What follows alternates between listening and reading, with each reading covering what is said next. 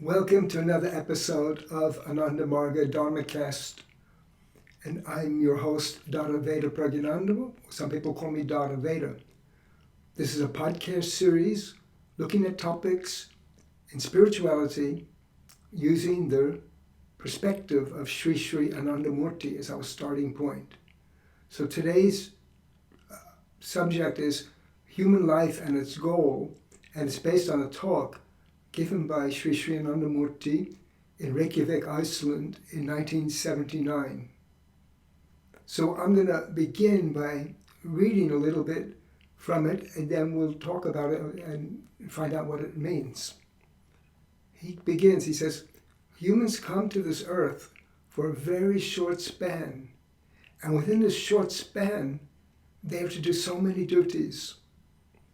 When the span is short, not a moment should be wasted.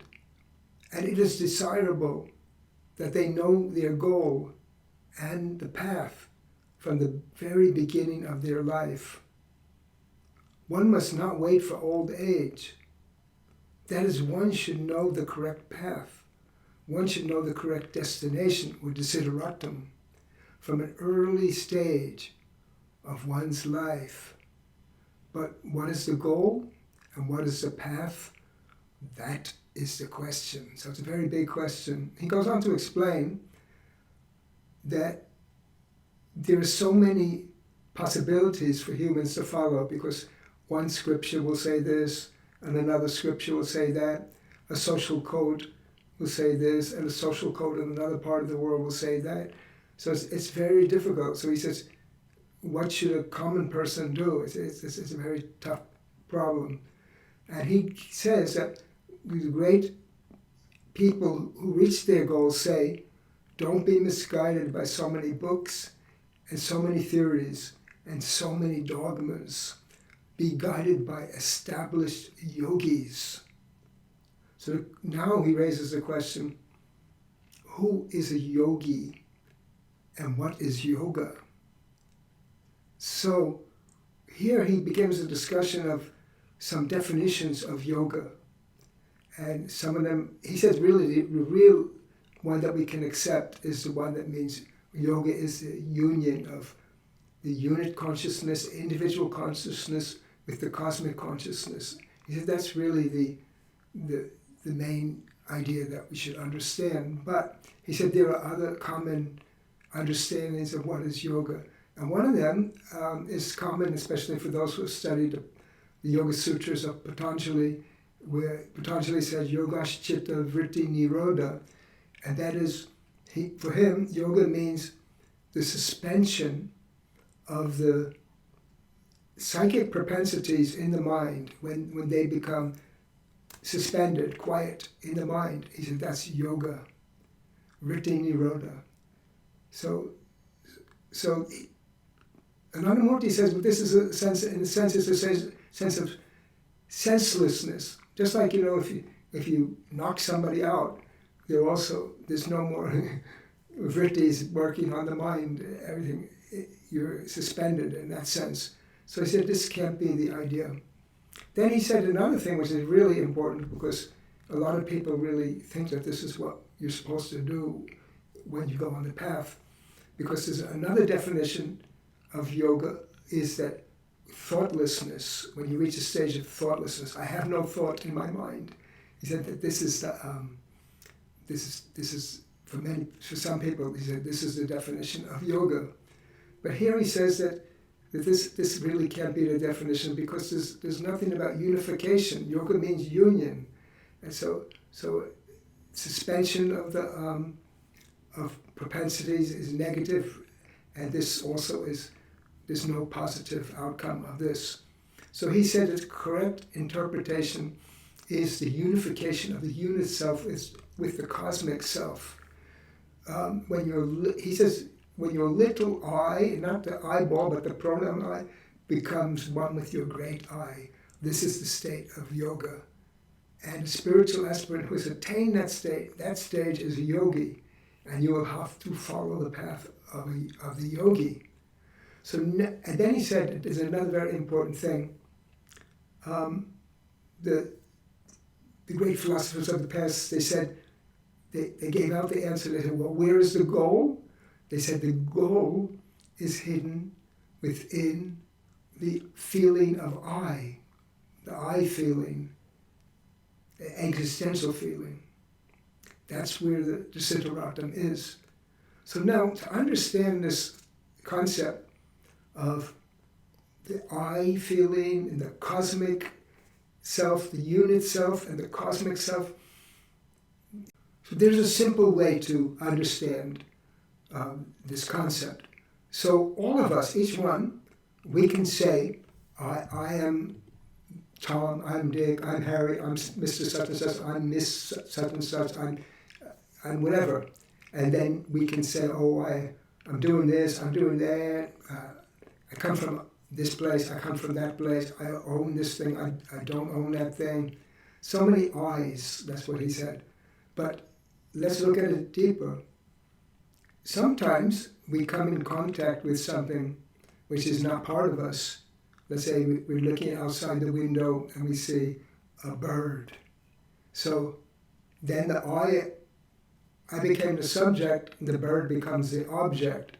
And in the first instance, really, it's the bird is out there, and through the eye is receiving the information, and then it's transmitted to a part of the brain. So in the first instance, this is what is going on. But there's another part of the brain, which is, and part of the mind, as yogis would say, which is I want to see this, I want to see this, I will do this, I will do that. It's kind of it's really the active ego part of the mind. And sometimes, there's an interesting phenomenon, you may have felt it sometimes, you could be walking down the street and your eyes are open and working, your mind is intact, but you're thinking internally of some deep problem. And even if your best friend would come passing by, you may miss that person because the I is not engaged. So, and then if we go back further, so we have an I that is seeing, we have the I that is directing it. It will direct you to where you should see and where you shouldn't see, where you should do what you shouldn't do. And even there's just the I which doesn't do anything, but it's the existential I. These are the three kind of, the yogi says, functional parts of the mind. So we say I exist, but we also say I know I exist. And the I know, the I of I know I exist is your inner I. That is the deepest I know I exist. So I exist, I'm doing this, I do that, but I know I'm doing this. So this is the unit I feeling. And what is the cosmic I? The cosmic I is the witnessing consciousness that knows that you know, that you exist. So what is yoga really is to you're looking for the goal, you don't go to some mountain cave, you don't go to this place, you don't go to that place, you don't go looking up a treasure hunt, look at the map, but instead you go within, and then you look at your mind, and then, so there's one part of it that's similar to like how Yoga's Chitta Vritti Nirodha, yes, we have to withdraw the mind from a lot of the senses that are going on outside of us, and even from the body. But the mind doesn't become thoughtless, as one definition of yoga is. No. Where does the mind go? The mind goes to the source. So now you're not going to be looking at the bird or even memorizing or imagining that bird anymore.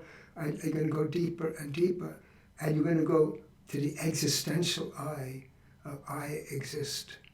I exist. And then you're going to go deeper to that I of I know I exist.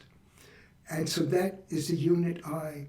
And that unit I, when it's merged in the cosmic feeling of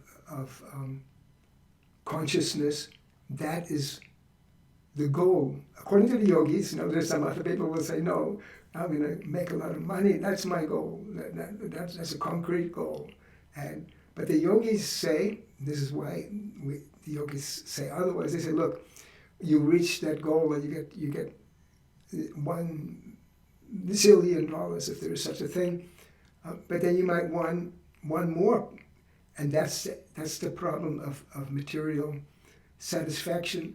We have an infinite urge, and the infinite urge is for an infinite entity. So that cosmic I is an infinite entity.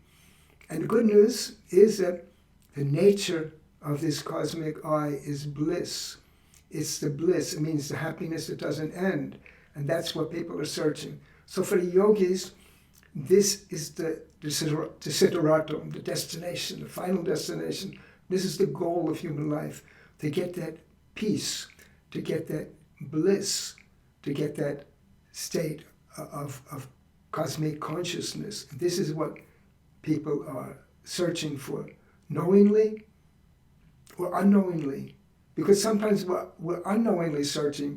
Why we're unknowingly searching is that we're in this world and we're looking at, I want this thing, I want that thing, we get this thing, we get that thing, and we're still not happy. And we keep, so why didn't we stop with that one thing? The reason is we can't, because this is what makes us human. We have a desire for the infinite. But in order to satisfy that infinite desire, that's why we have to find an infinite object. So the message of the yogis is that the infinite object is very close to you, very, very close, closer than the end of the nose. No, it's where your existential feeling is residing. So this is the main thing. I've been trying to tell this for 40, 50 years. When I teach meditation, we do that. In fact, that's what our meditation, I'm a representative of the Anandamurti meditation. So that's what our meditation does. It brings you to that inner I feeling. And that inner I feeling is merged with the cosmic I. And this is the process. And the goal is to get that bliss. So this is the destination. This is the goal of human life. In this essay, I'll link it in the bottom, where the source of where that essay is, the Subhasita Sangraha, part 21. In that essay, he continues how to do it. So once you know about how you're going to do it, I gave away part of it. There's a meditative process, but really, in yoga also there are certain approaches that people have used. People have used. One approach is called Jnana Yoga, the yoga of knowledge. I'll study this. I'll find out what is real and what is not real. So that's one path. It's kind of an intellectual path. And then there's another path.